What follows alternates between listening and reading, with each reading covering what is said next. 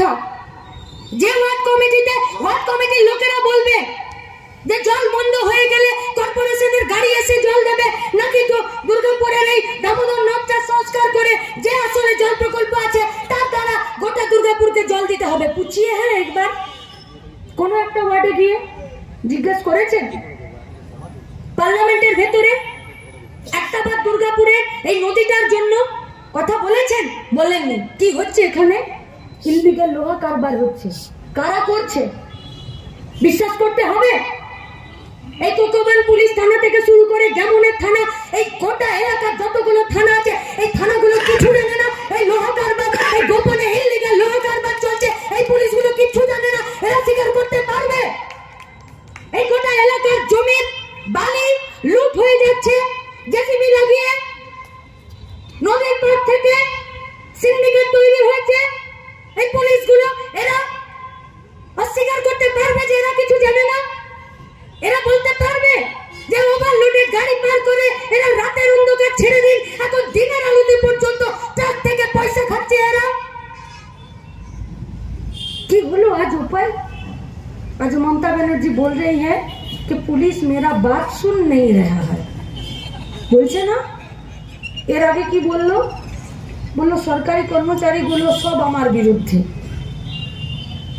হসপিটালে একটা পেশেন্ট ভর্তি করলে বলে 72 ঘন্টা পর বলবো। কেন বলবো? সব টেস্ট করব, তারপর 72 ঘন্টা পর পেশেন্টের অবস্থা যদি খুব খারাপ থাকে তখন বলে যে সব অর্গান আস্তে আস্তে ফেল করে যাচ্ছে। মমতা ব্যানার্জিরও মাল্টি অর্গান ফেল করে যাচ্ছে। আজ হয়েছে অ্যাম্বুলেন্স বালাদের সাথে পরিচিতি বেড়ে গেল শুধুমাত্র ডেড বডি পশ্চিমবঙ্গে নিয়ে আসার জন্য। কোথায় গেল মমতা ব্যানার্জির কর্মশ্রী প্রকল্প? কোথায় কোথায় আছে?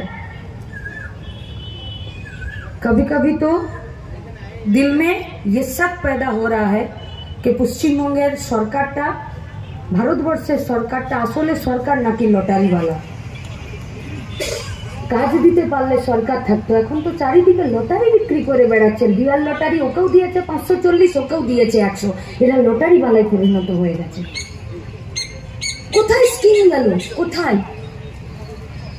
কে বলছে একটা কথা?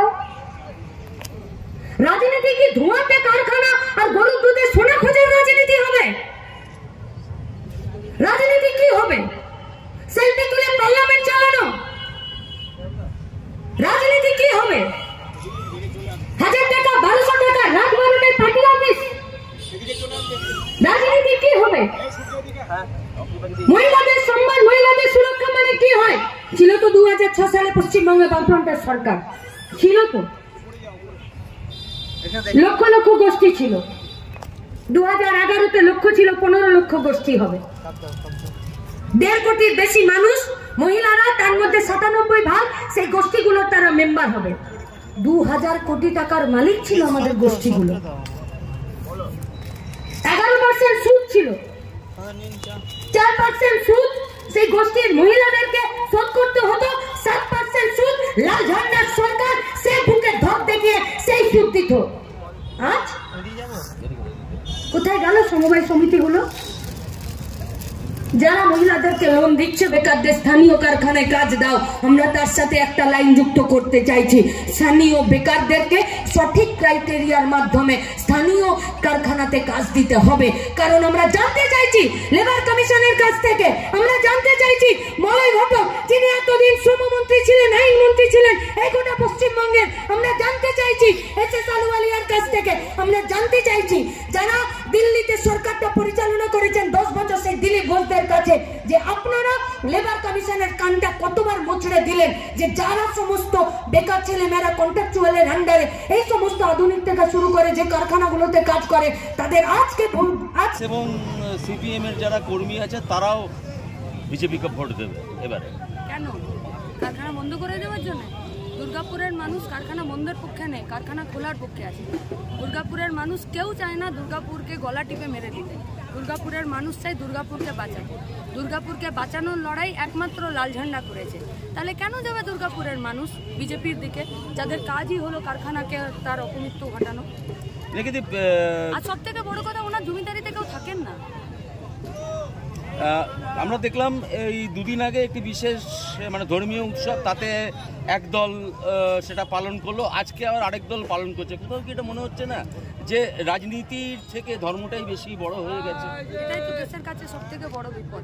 এটা ধর্ম নয়, এটা হচ্ছে রাজনৈতিক হিন্দুত্ববাদ, যার কম্পিটিশনে দুটো দল নেমেছে। আসলে দুটো দলের কম্পিটিশনে নামা উচিত ছিল এএসপি বাঁচানো, ডিএসপি বাঁচানো, বিওজিএল বাঁচানো, এইচএফসি বাঁচানো, এমএমসি বাঁচানো, ডিপিএলকে বাঁচানোর এই কম্পিটিশনে নামা উচিত ছিল। যখন সেগুলোকে সব জলের দুয়ারে চুলার দুয়ারে পাঠিয়ে দিয়েছে, তখন এই কম্পিটিশনে নেমেছে। আপনি কিছুক্ষণ আগে মঞ্চে বললেন কীর্তি আজাদ তার স্ত্রীকে নামিয়েছে এখানে সিম্প্যাথি কুড়ানোর জন্য, এটা কি কিছুটা ব্যক্তিগত আক্রমণ হয়ে গেল না?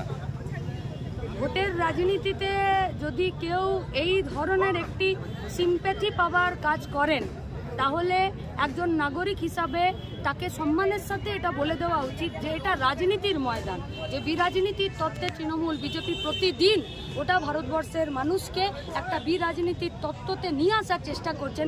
তার বিপক্ষে সিপিআইএম পার্টি চিরকাল দাঁড়িয়েছে, আগামী দিনেও দাঁড়াবে। আমরা কোনো ব্যক্তিগত আক্রমণ করিনি, আমরা বলেছি এই কাজ থেকে আপনাদের বিরত থাকা দরকার। এবং এটা শুধু আমার কথা নয়, নির্বাচন কমিশনও এই কথা বলে। নির্বাচন কমিশন বলে যে যদি কোনো বাচ্চা কোনো র্যালিতে থাকে, সেই বাচ্চার হাতে যদি কোনো ঝান্ডা থাকে, তাহলে তার চাইল্ডের কোনো একটা অ্যাক্ট আছে, সেই অ্যাক্টে তার বিরুদ্ধে কেস হয়। তাহলে একজন অসুস্থ মানুষকে জোর করে রাস্তাতে নামাচ্ছেন, এটা তো ঠিক না। রামনবমী নিয়ে কি বলবেন?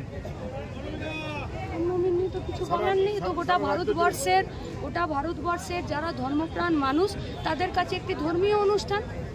এটা নিয়ে রাজনীতি, যারা রাজনীতি করছেন তারা অন্যায় করছেন, যারা ধর্ম পালন করতে চান তাদের ধর্ম আচরণের উপরে তারা আক্রমণ করছে।